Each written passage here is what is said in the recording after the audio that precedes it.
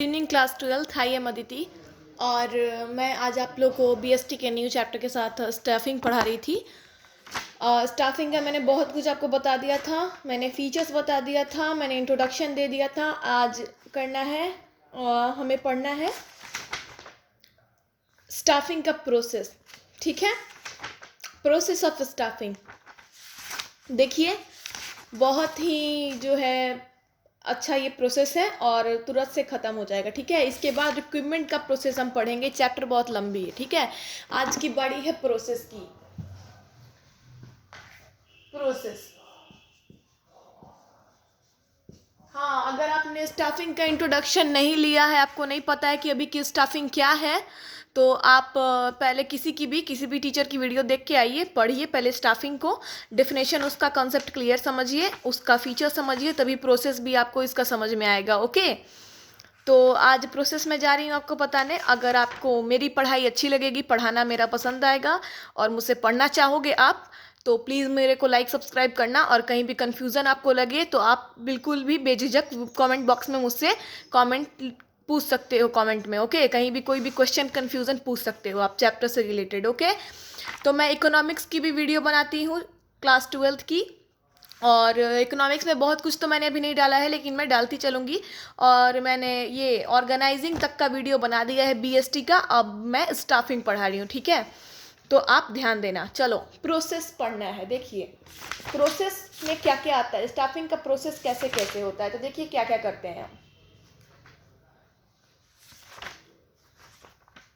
हमको टोटल कितना प्रोसेस इसमें पढ़ना है पहले बता दूं मैं। 8 प्रोसेस होता है टोटल स्टाफिंग का। देखिए 8 प्रोसेस क्या क्या है, लिख लीजिए अगर आपको मन करे तो।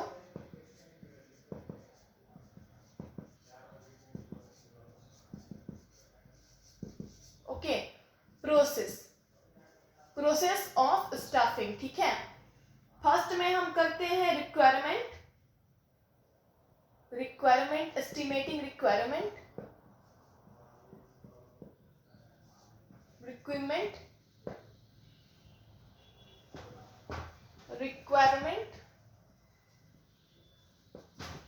सेकेंड में हम करते हैं एस्टिमेटिंग करते हैं फर्स्ट में, सेकेंड में हम रिक्रूटमेंट ही करते हैं, रिक्रूटमेंट। आप चाहो तो लिख सकते हो, नोट कर सकते हो ताकि याद रहेगा, और बुक हो तो कोई बात ही नहीं है। थर्ड होता है सिलेक्शन, फोर्थ होता है placement and orientation. I am sorry अगर मेरी राइटिंग बिगड़ गई होगी, तो बोर्ड पे थोड़ा राइटिंग बिगड़ जाती है मेरी। फिफ्थ होता है ट्रेनिंग एंड डेवलपमेंट,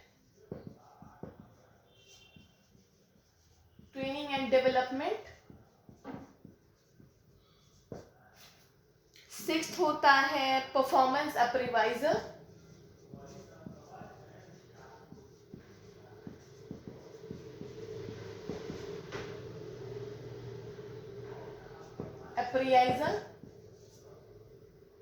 सेवेंथ होता है promotion and career planning. Promotion तो आप समझ ही गए होंगे क्या होता है, लेकिन ये सारे आपको समझने पड़ेंगे। And career planning.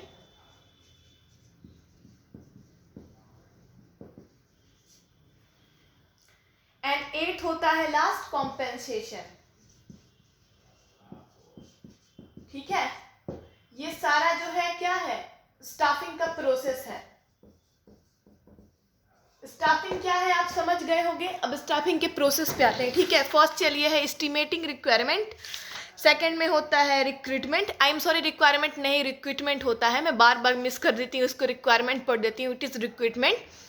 Third is selection, fourth is placement and orientation, fifth is training and development, sixth is performance appraisal, and seventh is promotion and career planning, and eighth is the last compensation। ठीक है, अब इस process को ध्यान से समझिएगा। आठों का आठों बिल्कुल सिंपल और इजी है। देखने में इतना लंबा चौड़ा प्रोसेस लग रहा है, आपको लग रहा होगा बहुत सारा हमें पढ़ना पड़ेगा, बहुत सारा इसमें लिखना पड़ेगा। नहीं, ऐसा कुछ नहीं होने वाला है, इट इज़ टू इजी। चलिए समझते हैं। एस्टिमेटिंग मैन पावर रिक्वायरमेंट का मतलब क्या होता है, चलिए देखते हैं। To estimate the manpower requirement, it would be beneficial to conduct the two type of analysis, namely workload and work analysis. On the other hand, workforce analysis is compared to know the number type of the human resource available to complete the job in the hand successfully. In the such exercise will be the under of the देखिए, estimating the manpower requirement का मतलब होता है कि जो काम हमें करना है उस चीज़ के लिए हमें क्या क्या करना है, ठीक है। तो दो तरीके से रिक्वायरमेंट होता है। देखिए, रिक्वायरमेंट का सबसे पहला मीनिंग होता है, इसको तो नेक्स्ट में आपको पढ़ना ही है, लेकिन जब तक ये नहीं समझिएगा तो फर्स्ट समझ में नहीं आएगा। रिक्रूटमेंट का रिक्रूटमेंट का ये मीनिंग होता है कि हम क्या करते हैं, एक प्रचार करते हैं कि हमें अपने कंपनी में एम्प्लॉयज़ चाहिए और इस तरीके के एम्प्लॉयज़ चाहिए, जिस तरीके के एम्प्लॉयज़ हमें चाहिए वो हम छपवा देते हैं अपने प्रचार में। इनविटेशन एक तरीके से करना होता है, हम इनवाइट करते हैं लोगों को कि हमारे कंपनी में, आप देखते होंगे पेपर में निकलता है इनविटेशन, बहुत जगह निकलता है, जॉब वैकेंसीज वगैरह जो निकलते हैं तो उसमें ये भी लिखा रहता है कि अंडर ग्रेजुएट चाहिए, ग्रेजुएट चाहिए या कितनी क्वालिफिकेशंस होने चाहिए। तो रिक्रूटमेंट का मतलब होता है कि इनवाइट करना, जॉब के लिए इनविटेशन देना, जो इस लायक है वो आके मीट कर सकता है, ठीक है। बहुत जगह आप देखे होंगे कि जो ऑफिस वगैरह के आगे भी लगती है, जब स्टाफिंग करना रहता है, जब सिलेक्शन का टाइम रहता है, जब यंग ब्लड्स को हमें एंट्री करवानी रहती है कंपनी में, तो यही कहता है कि उसमें हम इनविटेशन देते हैं कि अगर आप ये जॉब चाहते हो, अगर आप इस जॉब को मतलब करना चाहते हो, इसमें अगर आप अपने आप को जाके इंटरव्यू देना चाहते हो तो ये क्वालिफिकेशंस आपके होने चाहिए, वो इन्विटेशन पे दिया रहता है। ओके, अब जिसके पास क्वालिफिकेशन है वो जाके मीट कर सकता है, सिलेक्शन करना ना करना वो तो कंपनी का काम है, ठीक है। तो एक तरीके से रिक्रूटमेंट करने का मतलब होता है इनविटेशन देना अपने जॉब वैकेंसीज के लिए, जो पोस्ट हमारे कंपनी में खाली है या फिर नए ब्लड्स को हमें लेना है तुरंत, तो इनविटेशन देने का मतलब होता है रिक्रूटमेंट, ठीक है। तो रिक्रूटमेंट के लिए जो भी काम वर्क फोर्स लगते हैं वगैरह, उन सब का इंतज़ाम करने को कहते हैं एस्टिमेटिंग रिक्वायरमेंट। एस्टिमेटिंग रिक्वायरमेंट का मतलब इसको करने के लिए क्या क्या करना पड़ेगा, इंटरनल भी बहुत कुछ करना पड़ेगा, ऐसे ही तो किसी भी कंपनी की प्रचार नहीं हो जाती, उसके पीछे भी बहुत सारे प्रोसेस होते हैं, ठीक है।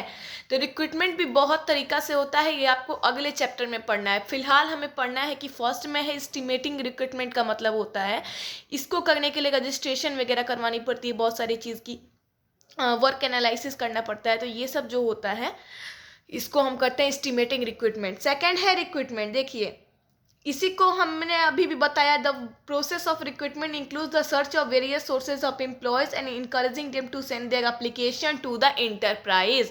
रिक्रूटमेंट का मतलब होता है एम्प्लॉयज़ को सर्च करना, कोई कंपनी सर्च कर रही है और इनकरेज कर रही है, अपने पोस्टर के द्वारा बता रही है, अपने पोस्टर लगा दिया उसने, कहीं पे भी लगा दिया, अपने कंपनी के बाहर भी लगा दिया, मैगजीन्स में निकलवा दिए ऑफर्स वगैरह जो हैं, जॉब के वैकेंसीज वगैरह जो हैं, ऑफर्स वगैरह जो हैं, न्यूज़पेपर में, मैगजीन्स में, बहुत तरीके से रिक्रूटमेंट होता है। ओके, अभी आपको पढ़ना है, अभी आप यही सब मामूली चीज़ें जानते होंगे, लेकिन इसकी भी बहुत सारी प्रोसेस है अलग अलग तरीके की। ओके, तो ये होता है रिक्रूटमेंट का मतलब। अब थर्ड प्रोसेस होता है सिलेक्शन। मानते हैं रिक्रूटमेंट बहुत लोगों ने क्या किया, दे दिया जाके, हमको ये जॉब करना पसंद है, हमको ये जॉब चाहिए, हम हज़ारों लोग आ गए, अपना अपना क्वालिफिकेशन, अपनी अपनी डिग्री लेके चले आए, लेकिन सबका तो सिलेक्शन नहीं हो जाना है भाई। उसमें सिलेक्शन करने के लिए तो मतलब 50 सीट है हमारे पास, 50 लोगों की हमको कंपनी में ज़रूरत है, तो 1000 लोग तो चले आएंगे, तो हज़ारों को नहीं तो जॉब मिल जाएगी ना, 50 को ही मिलेगी। तो 1000 में से जो सबसे बेहतर होंगे वो सेलेक्ट होके जाते हैं कंपनी में भी। 1000 लोग जाके अपना क्वालिफिकेशन, अपनी डिग्री दे देंगे तो 1000 लोग तो कंपनी में नहीं काम करने लगेंगे ना, कंपनी को 50 की ज़रूरत है तो 50 ही लेगी। हाँ, लेकिन 50 बेस्ट सेलेक्ट करके लेगी। हज़ारों लोग में से जो 50 लोगों को सेलेक्ट करके लिया जाता है, उनके क्वालिफिकेशंस, उनके डिग्री, उनके इंटेलिजेंसी, हर चीज़ को देखते हुए, पर्सनालिटी, उनके स्मार्टनेस, हर चीज़ को देखी जाती है। हमारा एम्प्लॉय जो है हमारे कंपनी के लायक, सूटेबल, परफेक्ट करता है कि नहीं। 1000 लोग तो सेलेक्ट हो गए, ठीक है, इनमें से किसी को लेना है, लेकिन इनमें से जो बेस्ट होगा, उस 50 लोग की अगर 50 लोग अगर चाहिए कंपनी में, तो 1000 में से सेलेक्ट करते करते, छांटते छांटते, काट काट के 50 बेस्ट लोगों को सेलेक्ट करके कंपनी ज्वाइनिंग लेटर देगी, उसके कंपनी में जॉब देगी। तो इस प्रोसेस को कहते हैं सिलेक्शन। 1000 में से किसी 50 बेस्ट इंसान को चुन के अगर कंपनी एम्प्लॉय करती है तो उस प्रोसेस को हम सिलेक्शन कहते हैं, जो थर्ड प्रोसेस है। ओके, किसका? स्टाफिंग का, याद रखिएगा। फोर्थ है प्लेसमेंट एंड ओरिएंटेशन। बहुत ही इजी है। प्लेसमेंट का मतलब होता है जॉब देना। जिस पोस्ट के लिए जिसको चुना गया है उस पोस्ट पर उसको बैठा देना, यानी कि ज्वाइनिंग लेटर दे देना, जॉब का ऑफर दे देना, अपॉइंटमेंट लेटर हाथ में थमा देना। सेलेक्ट कर लिया, ठीक है, आप मेरे कंपनी में काम करने के लिए रेडी हो, लेकिन उसको क्या पता कि किस चीज़ के लिए रेडी है हम, किस पोस्ट के लिए मुझे चुना गया। तो जिस पोस्ट के लिए अगर उसने दिया है उस पोस्ट के लिए ही सेलेक्ट, अगर वो परफेक्टली उस पर सुटेबल कर रहा है तो उसको सेलेक्ट करके अपॉइंटमेंट लेटर दे दिया। देखिए, placement mean to join the post for which he and she has been selected. तो प्लेसमेंट का मतलब होता है ज्वाइन करना। जिस पोस्ट के लिए चुना गया है उस पोस्ट को हमने ज्वाइन कर लिया, हम उस सीट पे जाके बैठ गए, आज से हमें काम करना स्टार्ट। हमें ज्वाइनिंग लेटर मिल गई, हमारा क्या हो गया? प्लेसमेंट हो गया। सिलेक्शन तक हमारा प्लेसमेंट नहीं होता है। प्लेसमेंट तभी होता है जब हमें ज्वाइनिंग लेटर मिल जाती है। यस आई एम सेलेक्टेड, बस प्लेसमेंट हमारा कब होगा? जब हमें ज्वाइनिंग लेटर मिल गई, तब हाँ मैं अपने पोस्ट के लिए जो है सेलेक्ट हो गया, मेरा प्लेसमेंट हो गया। ओके, अब ओरिएंटेशन क्या होता है? प्लेसमेंट के साथ ही मैंने लिखा है, देखिए नीचे, orientation. Placement and orientation. Placement आप समझ गए, जिस जॉब के लिए सेलेक्ट किया गया है उस कुर्सी पे ले जाके उस इंसान को इंट्रोड्यूस करवाना, ज्वाइनिंग लेटर उसके हाथ में थमाना। ओरिएंटेशन देखिए क्या होता है।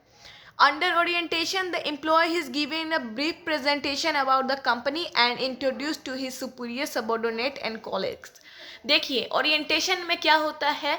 जिस एम्प्लॉय को सेलेक्ट किया गया है, जिसे जॉब ऑफर्स जॉब लेटर दे दी गई, जिसे अपॉइंटमेंट लेटर दे दिया गया कि हाँ तुम्हें इस पोस्ट पे काम करना है, जिसका प्लेसमेंट हो गया, जिसके हाथ में ज्वाइनिंग लेटर दे दी गई, उसको ओरिएंटेशन का मतलब होता है कि एक ब्रीफ प्रेजेंटेशन देना, यानी कि डिटेल में कंपनी के बारे में बताना कि हाँ आज से तुम हमारे कंपनी के मेंबर हो, हमारे कंपनी के बारे में सब कुछ तुम जान लो कि ऐसे ऐसे हमारी कंपनी का रूल रेगुलेशन है, ऐसे ऐसे यहाँ पे काम होता है, तुम्हारा ये काम है। और उसमें ये भी करते हैं कि अब सुपीरियर से मिलवाते हैं। हाँ, हम किसी भी कंपनी में काम करने जा रहे हैं तो अकेले वहाँ तोता के जैसे जाएंगे और तोता के मैना के जैसे तो नहीं ना चले आएंगे।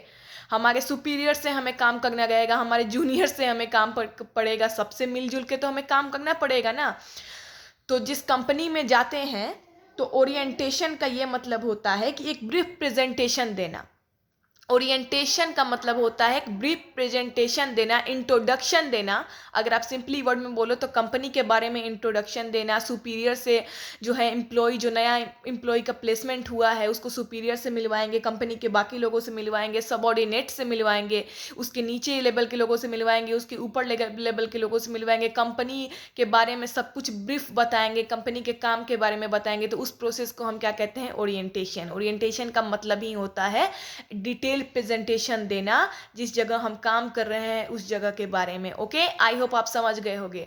अगर समझ गए होगे तो प्लीज़ मुझे मोटिवेट करने के लिए एक लाइक करिएगा, और पसंद आएगी तो लाइक सब्सक्राइब करिएगा, और नहीं आएगी तो नहीं करिएगा, इट इज़ नॉट नेसेसरी। कहीं पूछना होगा आपको कुछ मेरे से तो कमेंट बॉक्स में आप ज़रूर पूछ सकते हो। ओके, फिफ्थ है ट्रेनिंग एंड डेवलपमेंट। फोर्थ तक बता दिया मैंने। फर्स्ट है एस्टिमेटिंग रिक्वायरमेंट, सेकेंड है रिक्रूटमेंट, फर्स्ट है estimating recruitment, second is also recruitment, third is selection, fourth placement and orientation मैंने बता दिया, फिफ्थ है ट्रेनिंग एंड डेवलपमेंट। देखिए, ट्रेनिंग एंड डेवलपमेंट क्या होता है, ऐसे ही आप वर्ड से ही समझ रहे होगे।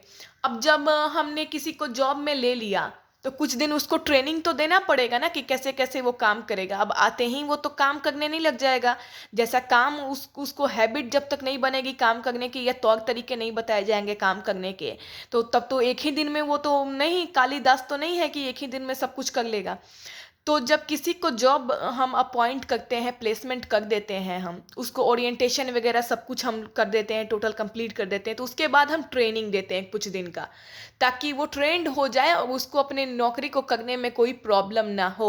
अगर हम ट्रेनिंग नहीं देंगे, नया नया उससे नौकरी करवाने लगे तो उससे 50 गलतियाँ होगी, क्योंकि उस जगह पर वो नया है, कैसे काम करना है कैसे नहीं करना है उसको कोई एक्सपीरियंस अभी नहीं है, उसके पास कोई हैबिट नहीं है, वो नया काम है उसके लिए। तो इसके लिए उसको कुछ दिन के लिए ट्रेनिंग ट्रेनिंग दी जाती है, ट्रेनिंग में बताई जाती है कि तुम्हारे काम को तुम्हें इस तरीके से करना है, इस इंसान से इस चीज़ का तुम्हें ज़रूरत पड़ेगा तो हेल्प लेना है, अपने सुपीरियर से तुम इसको डिस्कस कर सकते हो, सबॉर्डिनेट्स को बुला के ये कर सकते हो, तुम अपने काम को बैठ के कर रहे हो तो किस तरीके से कंप्लीट करोगे, किसको किसको क्या इन्फॉर्म करोगे, ये सब जो है ट्रेनिंग में दी जाती है। और डेवलपमेंट ट्रेनिंग के बाद खुद हो जाती है। ट्रेनिंग के बाद जो होता है इंसान काम करते करते उसको एक्सपीरियंस हो जाती है अपने काम की, वो सब कुछ जान जाता है, उसको हैबिट हो जाती है, तो धीरे धीरे क्या होती है काम में उसकी डेवलपमेंट होने लगती है, अपने आप डेवलप करने लगता है क्योंकि वो ट्रेंड हो चुका है। ओके, तो training and development I think आप समझ गए। सिक्स्थ है परफॉर्मेंस अप्रेवाइजल। देखिए अब ये क्या होता है। At the step, the capability of every employee is judged. To judge his capability, his actual performance is compared with the work assigned to him. देखिए, ट्रेनिंग और डेवलपमेंट देने के बाद तुरंत तुरंत से हम काम पे किसी को नहीं बैठाते हैं। ओके, उसके बाद हम एक छोटा सा टेस्ट लेते हैं जिसको हम कहते हैं परफॉर्मेंस अप्रीवाइजल। कंपनी एक छोटा सा टेस्ट लेती है, उसको कोई टास्क देती है जिसका वो ट्रेनिंग दे चुकी होती है, वो जिस चीज़ का ट्रेनिंग वो दे चुकी होती है उसको उसी से रिलेटेड टास्क देती है और उसका परफॉर्मेंस देखती है कि इस अपने परफॉर्मेंस को कितने अच्छे तरीके से किया।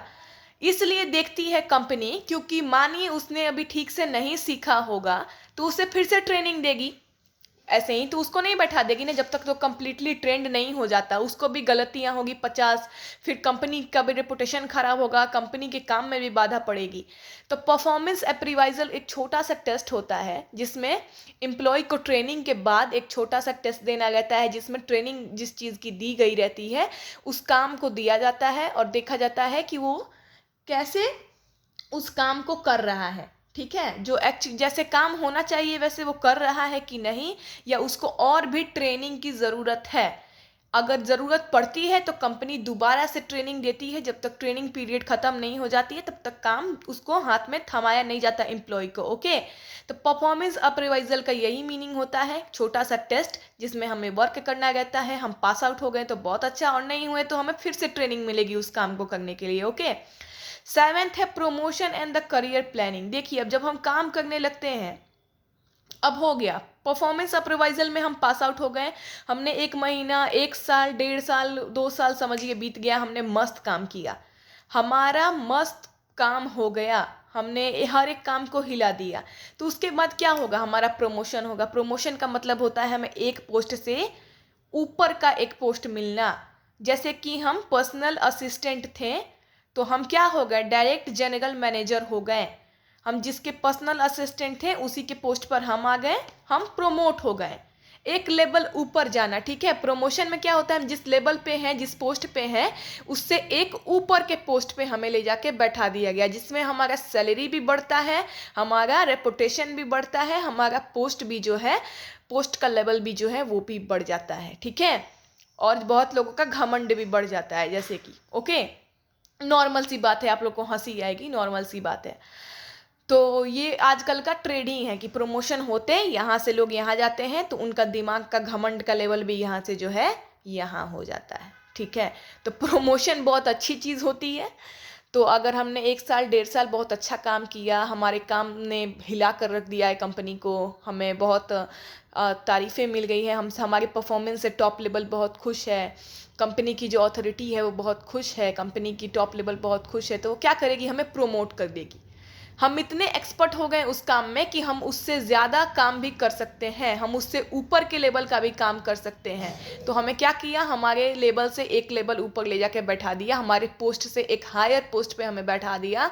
तो उस पोजीशन को क्या कहेंगे, इस प्रोसेस को क्या कहेंगे, एक पोस्ट से दूसरे लेवल पे ले जाने को क्या कहेंगे, प्रमोशन। हमें प्रमोट कर दिया तो हम दूसरे पोस्ट पे जाएंगे, तो हायर पोस्ट पे जाएंगे तो जाहिर सी बात है हमें हमारी सैलरी भी हायर होगी, जहाँ थे वहीं तो नहीं रह जाएंगे, ऊपर गए हैं तो हमारी सैलरी भी बढ़ी, हमारा ओहदा भी बढ़ा, हमारा रेपुटेशन भी बढ़ा, और जो काम में हमने बखूबी किया उसको देख के हमें प्रमोशन मिली। ठीक है, और करियर प्लानिंग ये होता है कि कंपनी बहुत कुछ ऑफर करती है कि आप ऐसा होता है इसमें कि आप कुछ और पढ़ना भी चाहते हो, आप कंपनी से रिलेटेड या बहुत या अपने पढ़ाई से रिलेटेड ही जिस फील्ड में आप कुछ पढ़ना चाह रहे हो, तो कंपनी करियर प्लानिंग में क्या करती है, आपको हेल्प करती है। वो खुद से आपके पढ़ाई का फीस दे देती है बहुत बार। तो ये सब छोटे मोटे हेल्प जो होते हैं वो उसको होता है करियर प्लानिंग। तो करियर पे आपको फोकस करने के लिए भी जो है कंपनी कुछ प्लानिंग्स आपको दे देती है। प्लानिंग आपके हाथ में थोप देती है और बोलती है कि हाँ हम आपको सपोर्ट करेंगे आपके करियर को प्लान करने में। इसमें आता है कि आप अगर पढ़ना चाहते हो तो कंपनी आपको पढ़ाई के खर्चे जो है दे देगी। ओके, आप पढ़ सकते हो। तो छोटा सा गिफ्ट देती है कंपनी, इसको करियर प्लानिंग बोलते हैं और कुछ नहीं है इसमें कुछ खास।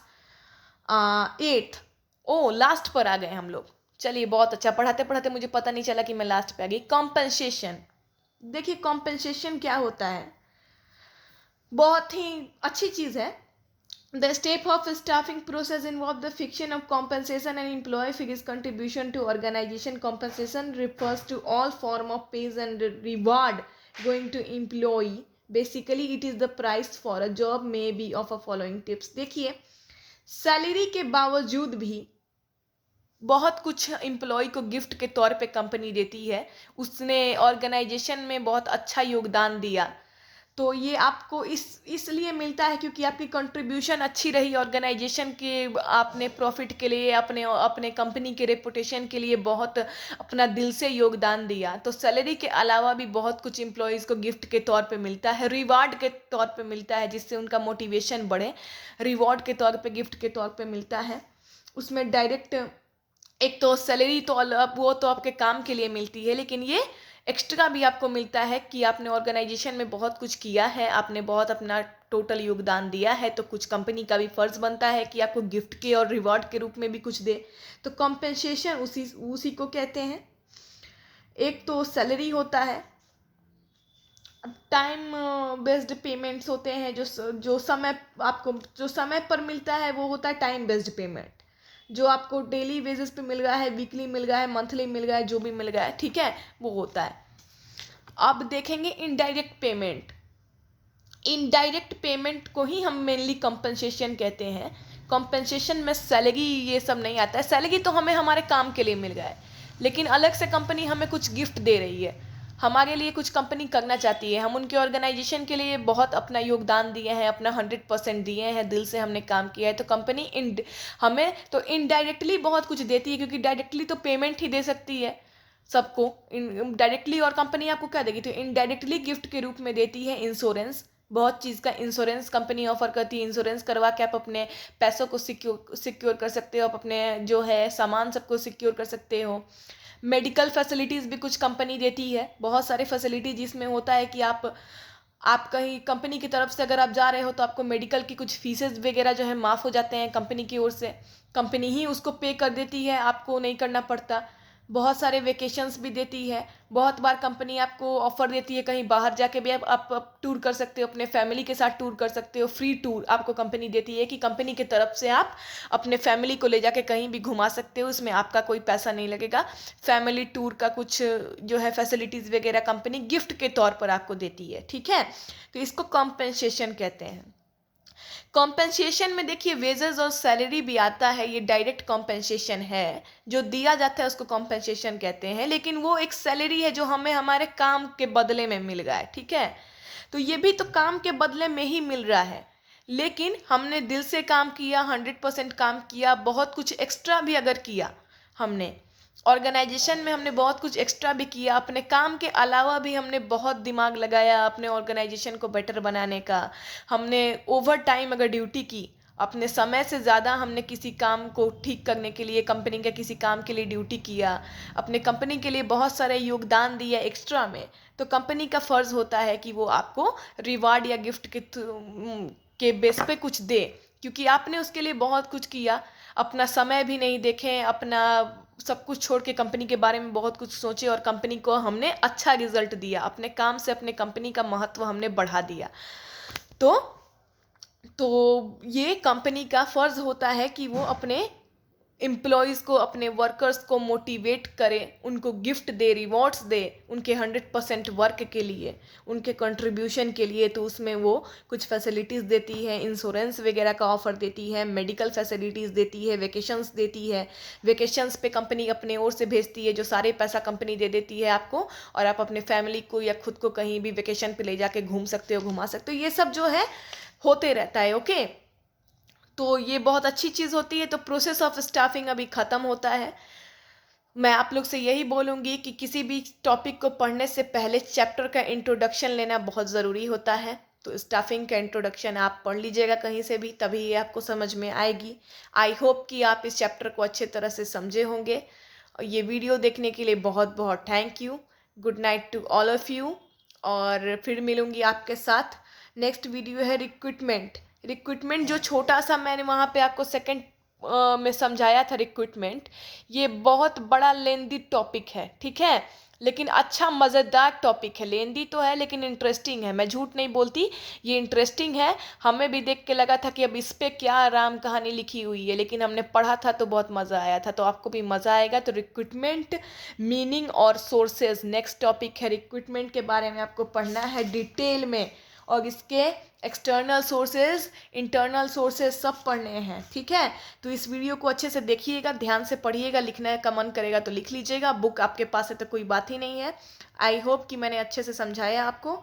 तो thank you, take care and bye to all of you. Good night to all of you.